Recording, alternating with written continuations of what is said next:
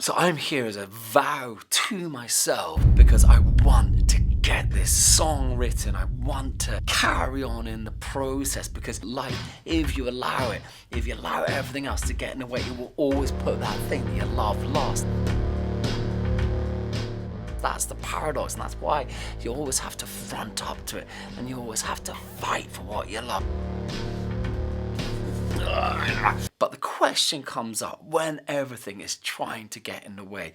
How do you go after that thing that you love? How do you fight for it? Worked late in Mahala, started writing a song, or rather trying to.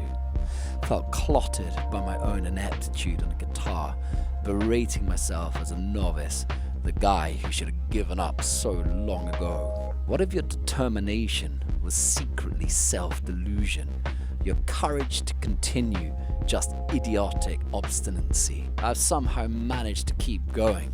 But should I have? I feel at this point in my life that is the essence of my life, is that you have all of these exigencies, these urgencies, the things that want to distract you, the need to make a living, the jobs, the clients, all the rest of it.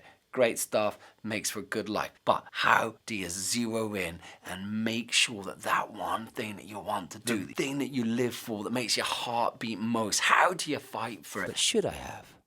What if you try to become that which you could never be? Your hero's journey, just a fool's errand. As I grappled with the song though, something began to form. A riff of absolution. A riff to rake the ghost. I worked at that damn thing for hours.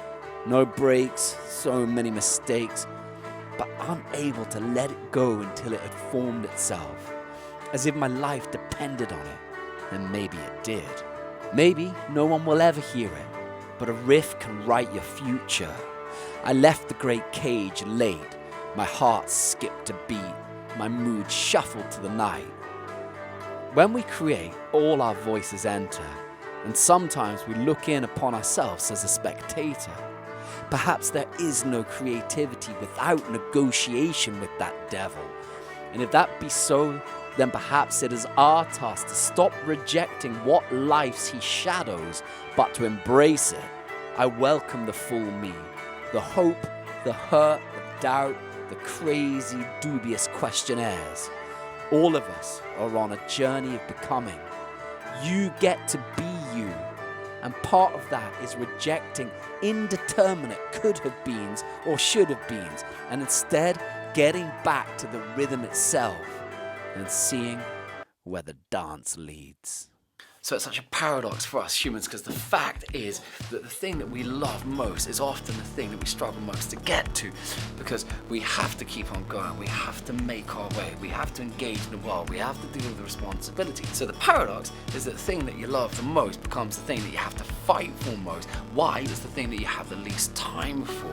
So I imagine it like a fortress, because inside the fortress you have that precious treasure, that thing that you want to protect most, and outside of the zombie hordes and everything sort of tried to come up to the walls and scramble up and get in to steal it from you. And you have to do everything that you can to protect that treasure, and you are the fortress. And so, sometimes you do need to build up walls, but what do you do when you can't build up walls? So that's the kind of question that I'm trying to answer in life at the moment.